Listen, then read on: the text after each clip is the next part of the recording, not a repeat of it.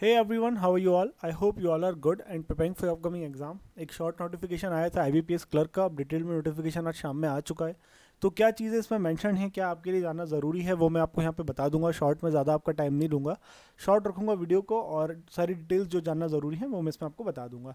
ठीक है, सबसे पहले तो जो आपका फॉर्म फिलिंग है वो कल से स्टार्ट हो रही है, यानी कि 1 जुलाई से चलेगी 21 जुलाई तक। प्री आपका होना है सितंबर में, मेंस होना है आपका अक्टूबर में। ठीक है, तो देखते हैं। सबसे पहले तो एक जुलाई, यानी कि कल 1 जुलाई से लेकर तो चलेगा 21 जुलाई तक आपकी फॉर्म फिलिंग। ठीक है, और फीस बता देता हूँ मैं। जनरल की रहेगी 850 और अदर की रहेगी यहाँ पे 175। ठीक है, ये आपकी फॉर्म की फ़ीस रहेगी। उसके बाद जो आपका प्री रहेगा वो रहेगा सितंबर में, यानी कि आरआरबी पीओ जो है आपका वो हो जाएगा अगस्त में, 7 अगस्त को। तो उसके बाद आपको यहाँ पे तकरीबन 25+ डेज़ का टाइम मिल जाएगा। ठीक है, 25+ डेज़ का टाइम मिल जाएगा आपको प्री के लिए। उसके बाद लगभग 15 to 20 डेज़ का टाइम आपको यहाँ पे मिल जाएगा मेंस के लिए। ठीक है, IBPS क्लर्क मेंस के लिए आपको इतना टाइम मिल जाएगा। और चांसेस हैं कि इसी बीच आपको पीओ का नोटिफिकेशन देखने को मिल जाए, अगले 1 हफ्ते में या 2 हफ्ते में IBPS पीओ का नोटिफिकेशन देखने को आपको मिल सकता है। ठीक है, उसके बाद एज की बात करें, एज क्राइटेरिया, तो एज आपकी 20 से कम नहीं होना चाहिए और 28 से ज़्यादा नहीं होना चाहिए। तो ये आपकी है एज लिमिट, 20 to 28 के बीच में। यदि 20 है तो आपका जो बर्थ ईयर है वो 2002 के बाद का नहीं होना चाहिए, और 28 है यदि, तो आपका बर्थ ईयर जो है वो 1994, 2 जुलाई 1994 के पहले का आपका बर्थ जो है वो नहीं होना चाहिए। ठीक है, तो ये हो गया आपका एज का। एजुकेशन का आपको पता होगा, किसी भी रिकॉग्नाइज्ड यूनिवर्सिटी से आपका जो है डिग्री होना चाहिए, यानी कि आपका ग्रेजुएशन इसमें रिक्वायर्ड है, ग्रेजुएशन होना चाहिए। ठीक है। और उसके बाद क्या इसमें ज़रूरी है, देखो एक चीज़ आप पूछते हो कि यदि फॉर्म में भरता हूँ अदर स्टेट से, लेट सपोज मैं महाराष्ट्र से हूँ और फॉर्म में भरता हूँ MP से, और फॉर्म में भरता हूँ गुजरात से, या मैं फॉर्म भरता हूँ यूपी से। ठीक है, तो मुझे जाना होगा MP एग्ज़ाम देने, यदि MP से अप्लाई करता हूँ तो सीधी बात। और यदि मैं गुजरात से फॉर्म भरता हूँ तो एग्ज़ाम देने तो जाना ही होगा, उसके साथ में मेरे को यहाँ पे LPT भी देना होगा, जिसमें गुजराती जो यहाँ पे लैंग्वेज चलती है उसमें जाना पड़ेगा मुझे। ठीक है, LPT देना होगा। और जैसे साउथ स्टेट्स की बात करें, कहीं तेलुगु चलती है, तमिल चलती है, तो जो भी है तो उस स्टेट की रीजनल लैंग्वेज आपको आना चाहिए। और यदि मैं जाता हूँ यूपी से जाता हूँ तो एग्ज़ाम देने वहीं जाना पड़ेगा, लेकिन LPT यहाँ पे मुझे अदर लैंग्वेज रिक्वायर्ड नहीं, क्योंकि यहाँ पे हिंदी और इंग्लिश मैंशन है और यही मैंडेटरी है, यही दोनों यहाँ पर। ये आपको आती है तो आप अदर स्टेट से अप्लाई कर सकते हो। फॉर एग्जांपल मैं बोलूँ हरियाणा, हरियाणा का मुझे आइडिया नहीं, जैसे चंडीगढ़ हुआ, छत्तीसगढ़ हुआ। ठीक है, छत्तीसगढ़ हुआ आपका, यूपी हुआ, MP हुआ।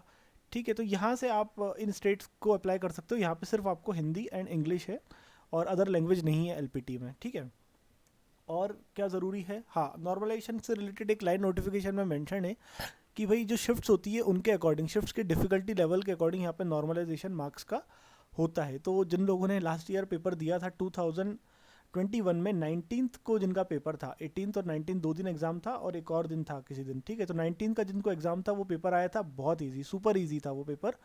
तो मैंने ही अटैम्प्ट उसमें 90 किए थे अटैम्प्ट, और पूरा मैंने उसका वीडियो भी डाला था, self analysis video, self given analysis. मैंने एक एक चीज़ उसमें बताई थी कि क्या कैसा आया था, कितना मैंने किस में किया है, और गलत इतने नहीं होते क्वेश्चंस, पर काफ़ी इसमें नॉर्मलाइजेशन होता है यदि आपकी शिफ्ट ईजी है तो। और 18 की शिफ्ट थी जो यहाँ पे मॉडरेट थी। अब देखो 4-4 5-5 शिफ्ट एक दिन में होती है लगभग, और लेवल भी अलग अलग आता है, तो उसके अकॉर्डिंग नॉर्मलाइजेशन तो यहाँ पे होता है। तो आपको वर्स्ट सिनेरियो के लिए प्रिपेयर रहना है, ऐसा नहीं सोचना है कि क्लर्क ईजी होता है तो बहुत ईजी आएगा। मैं तो सोचूंगा कि मेरा इस बार मॉडरेट शिफ्ट में ही पेपर आए, ताकि इस तरह की ये नॉर्मलाइजेशन देखने को मुझे ना मिले। बहुत हर्ट होता है देख के, अटैम्प्ट आप करके आते हो 90+ भी करके आते हो और स्कोर आपका आता है 75 to 80 के बीच में, और सबसे बुरी बात, आपको पता नहीं चलता एग्जैक्टली कि आपने गलत किए भी हैं या नॉर्मलाइजेशन हुआ, आपको पता नहीं चलता कि कितना गलत हुआ है, कितना नॉर्मलाइज हुआ है। तो ये एक यहाँ पे ड्रॉबैक है, ड्रॉबैक बोलूँ या जो भी है, ये चीज़ यहाँ पर है। और वैकेंसीज़ की बात करें तो देखो, वैकेंसी सबसे ज़्यादा जो है वो यूपी में है, यहाँ पे 1000+ वैकेंसी है यूपी में, और इसका आपको लैंग्वेज का मैंने बता ही दिया। और जो आपका MP है और गुजरात है, इन दोनों स्टेट में आपकी 300 ईच वैकेंसी हैं। ठीक है, आपका महाराष्ट्र में है 550+ वैकेंसी महाराष्ट्र में है, और सॉरी 750+ वैकेंसी है महाराष्ट्र में, 550 तो आपकी लगभग 528 आपकी वेस्ट बंगाल में है।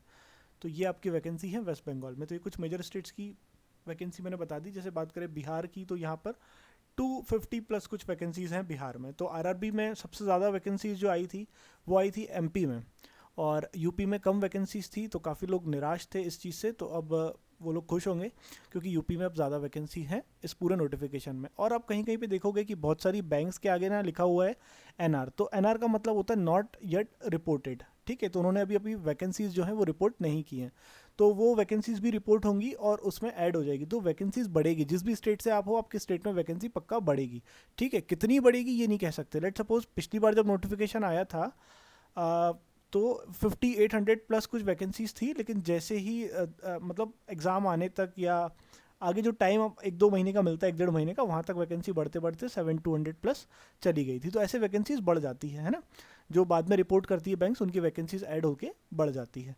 तो इस चीज़ की आपको चिंता नहीं करना है। और एक चीज़ बता दूँ, फॉर्म भरने के लिए जैसे आपकी डेट है 1 से 21, तो आपको 1 2 3 तुरंत फॉर्म नहीं भरना है, आपको वेट करना है 1 हफ्ते का, 7 से 10 दिन का वेट करो, आराम से चीज़ें देख लो, गलती मत करो, ब्लू ब्लैक पेन किससे क्या लिखना है, सेल्फ डिक्लेरेशन में क्या लिखना है, सारी चीज़ें देख लो, उसके बाद ही फॉर्म फिल करो जल्दबाजी में, नहीं तो गलती आप कर देते हो और फिर बाद में फिर से फॉर्म भी भरना पड़ता है और दुख होता है फिर 850 रुपये वापस देने में, ठीक है। तो ये गलती मत करना, फॉर्म थोड़ा रुक के भरना आराम से। और जो ज़रूरी चीज़ें थी वो सारी मैंने इसमें आपको बता दी हैं। कुछ आपको और डाउट लगे तो आप कमेंट्स में पूछ लेना, मैं आपको बता दूंगा। एक लिंक मैं आपको डिस्क्रिप्शन में दे रहा हूँ, वहाँ से जाके आप लास्ट ईयर की कट ऑफ देख सकते हो कि आपके स्टेट में क्या कट ऑफ लास्ट ईयर रही थी, ठीक है। और एग्ज़ाम पैटर्न तो आपको पता ही होगा, प्री और मेंस में क्या होता है। देखो प्री में तो वही अपना इंग्लिश, मैथ और रीजनिंग 30 35 35 ये होता है, लेकिन जो आपका मेंस है, मेंस में क्या होता है, यहाँ पे इनमें एक चीज़ प्लस हो जाती है, वो है आपका करंट अफेयर्स CAGA, ठीक है। कंप्यूटर का इसमें कोई सीन नहीं रहता है, ठीक है। यहाँ पे आपको मिलते हैं 35 मिनट्स मिलते हैं, इसमें 35 मिनट्स मिलते हैं, इसमें इन दोनों में आपको 45 मिनट्स ईच मिलते हैं। आपका 190 मिनट्स का ये एग्ज़ाम मेंस का होता है IBPS क्लर्क का, ठीक है। तो ये सारी चीज़ें ज़रूरी थी आपके लिए जानना, वो मैंने बता दी। और एक चीज़ टेस्ट सीरीज़ के लिए मैं आपको बता दूँ, यदि किसी को परचेस करना है तो थोड़े अच्छे लेवल की टेस्ट सीरीज़ यूज़ कर लो। यदि शिफ्ट आपकी मॉडरेट आ जाएगी तो समस्या हो जाएगी, तो टेस्ट सीरीज़ को लेके ज़्यादा ऐसा मत सोचा करो कि ये एग्ज़ाम लेवल है, ये एग्ज़ाम लेवल नहीं है। आपको हर वर्स्ट सिनेरियो के लिए प्रिपेयर्ड रहना है। स्मार्ट किला का लिंक मैं आपको डिस्क्रिप्शन और कमेंट कॉलम में पिन कर रहा हूँ, वहाँ से जाके आप ये चेक कर सकते हो। 2022 के मॉक टेस्ट यहाँ पे अपडेट हो चुके हैं, ये 16 से लेकर 20 तक 30 तक आपको 2022 के मिलेंगे। और ऑलरेडी यहाँ पे 1 to 15 जो है 2021 वाले मॉक्स हैं, तो टोटल आपको 30 मॉक टेस्ट यहाँ पे मिल जाएंगे।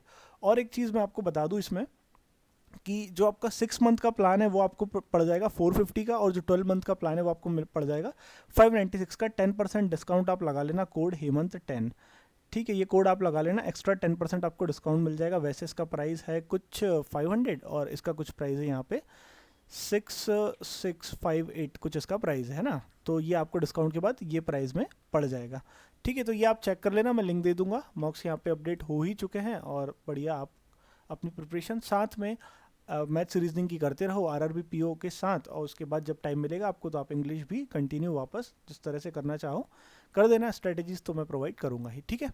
मिलते हैं अगले वीडियो में, कुछ डाउट हो तो और पूछ लेना, सारी चीज़ें मैंने वैसे जो ज़रूरी थी वो बता दी आपको। मिलते हैं अगले वीडियो में, till then good bye, take very good care of yourself, bye.